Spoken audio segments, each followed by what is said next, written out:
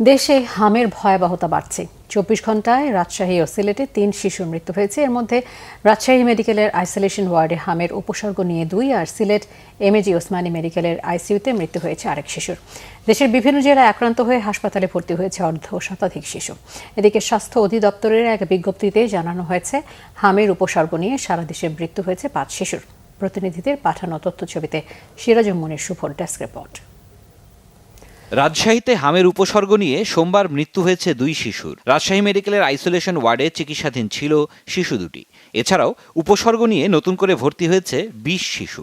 এ নিয়ে হাসপাতালটিতে মোট ভর্তি আছে ১৩৮ জন। মোট মৃত্যু হয়েছে ৪২ শিশুর। হামের প্রাদুর্ভাব ঠেকাতে বিভাগের ১০ উপজেলার ৪০২টি কেন্দ্রে হাম রুবেলার টিকাদান কার্যক্রম চলছে। হামের প্রকোপ বেড়েছে সিলেটেও।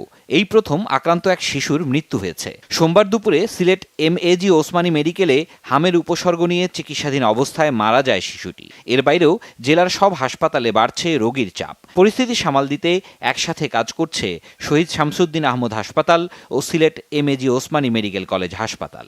যে হামের প্রকোপটা দেখা দিয়েছে সেইটা মোকাবেলা করার চেষ্টা করছি। শহীদ শামসুদ্দিনে জেনারেল ম্যানেজমেন্টটা হচ্ছে, আর আমাদের ওসমানীতে একটা ৫ শয্যা বিশিষ্ট আইসিইউ আমরা অতি তড়িৎ গতিতেই চলমান করতে পেরেছি। বিভিন্ন কমপ্লিকেশন নিয়ে এখানে ৫টা বাচ্চা চিকিৎসা পেয়েছে। হামের উপসর্গ নিয়ে আরও ১৭ শিশু হাসপাতালে ভর্তি হয়েছে চট্টগ্রামে। জেলা সিভিল সার্জন কার্যালয় জানিয়েছে, নতুন ১৭ জন সহ হামের উপসর্গ নিয়ে ভর্তি রোগীর মোট সংখ্যা দাঁড়িয়েছে ৯৫ জনে। এখন পর্যন্ত চট্টগ্রামে হাম শনাক্ত হয়েছে ১৪ জনের, ৮ জনই নগরীর বাসিন্দা। চট্টগ্রামে হামের উপসর্গ নিয়ে এখন পর্যন্ত ৩ শিশুর মৃত্যু হয়েছে। ময়মনসিংহ মেডিকেলে গত ২৪ ঘন্টায় হামের লক্ষণ নিয়ে আরও ২৪ শিশু ভর্তি হয়েছে। এ নিয়ে বর্তমানে ৭২ শিশু চিকিৎসাধীন। হাসপাতাল কর্তৃপক্ষ জানিয়েছে, গত ১৭ মার্চ থেকে আজ সকাল পর্যন্ত হামের লক্ষণ নিয়ে মোট ২৪৮ শিশু ভর্তি হয়েছে। এর মধ্যে হাসপাতাল থেকে ছাড়া পেয়েছে ১৭০ শিশু। এ পর্যন্ত ৬ শিশুর মৃত্যু হয়েছে।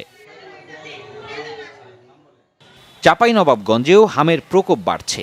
গত ২৪ ঘন্টায় ২৫০ শয্যার জেলা হাসপাতালে ভর্তি হয়েছেন ৩২ জন।